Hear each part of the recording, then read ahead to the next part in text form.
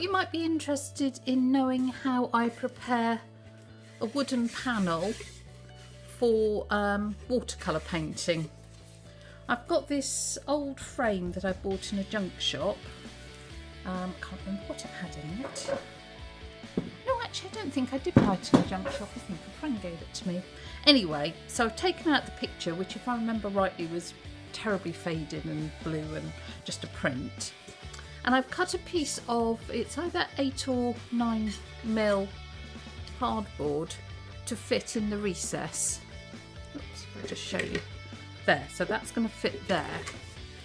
I'm going to prepare this, paint it, and then put it in that very ornate frame. So there's my piece of cardboard. Just sawed it to size. Now this comes in a huge sheet. If you know what sizes you want, quite a few DIY shops will actually cut it to size for you for free, which is brilliant because they will do it far more accurately than you will with a handsaw. This was a little leftover piece and I did do it with a handsaw, so I'm quite pleased with how straight that is. So you need watercolour ground. This is a little bit like gesso, but it dries to be more absorbent. So Daniel Smith's, Schminker and Quor make watercolour ground that I'm aware of. Senilia do an absorbent gesso, which is very similar and you can use. Or you can make your own with 3 parts of gesso, white gesso, and 1 part of acrylic modelling paste. Just mix it up and it makes a watercolour ground that when you put it on, let it dry, just makes your surface absorbent. All you have to do, I mean it really isn't difficult, is it, is put on nice even coating, let it dry, and then I actually put 3 coats on, so I build it up in 3 layers. You can see this isn't fully opaque, it's certainly sticking well to the oh, excuse me, surface, but a few more coats will certainly make it a nice bright white and also fill in the slight grain that I've got on this piece of wood. This is a small panel. If it was bigger, I'd put blobs fairly evenly round it, just to ensure that I get a really even coat. I'm trying to get out the main marks. Problem is, as you can see, my roller has got a nasty dent in it, which keeps leaving a mark. But if I'm just a bit gentle like that, it'll be fine. Right, the first layer has dried, so I am going to sand it down. I haven't bothered sanding the cut edges of this because it's going into a frame, so.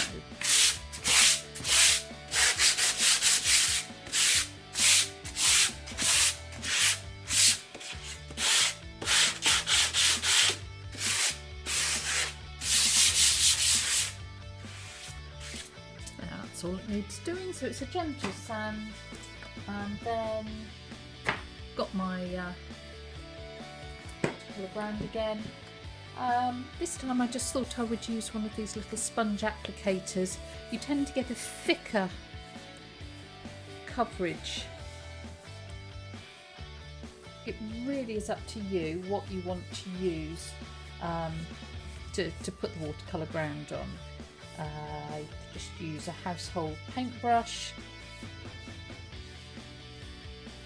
a roller, one of these sponge applicators, a glue brush. It really doesn't matter.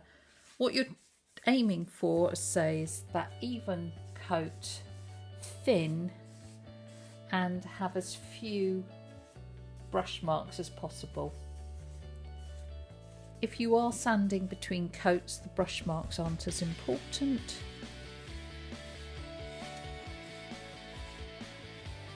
say, I find the roller is probably the most even coverage, and certainly if I'm doing lots of these together, it's quick.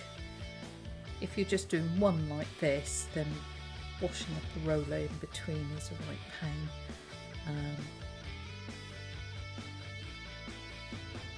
Your choice. So you can see I've gone horizontally, vertically, just to even things up, and now I'm trying to get rid of those marks. So that's coat number 2. You can also see coverage is pretty good. You can't see an awful lot of the colour of the wood underneath. So that needs to dry for an hour, and then I'll be back. Right, so that's the second coat dry. So I'm going to do exactly the same as before.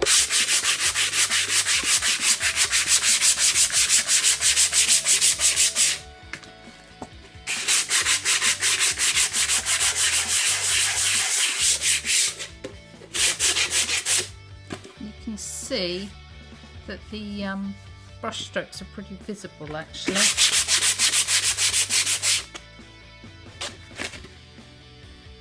Not ideal, so I'm going to make sure that I use my roller in the hope of getting a far more even top coat.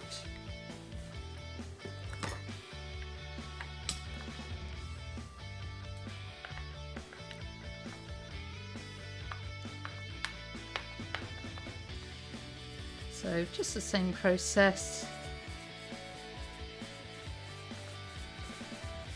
If you're not sure you've covered it all, just hold it up to the light. Obviously doing the 3 coats, if you do miss an area in one coat, you're going to catch it in the next. But more evenly you do them, just get a little bit out. Then the better.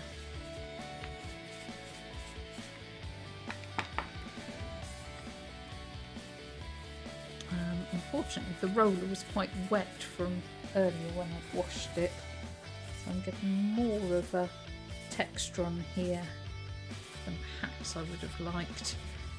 That should just settle down as it dries.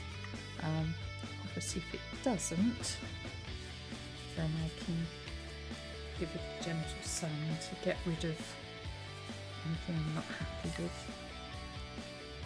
Just put it up.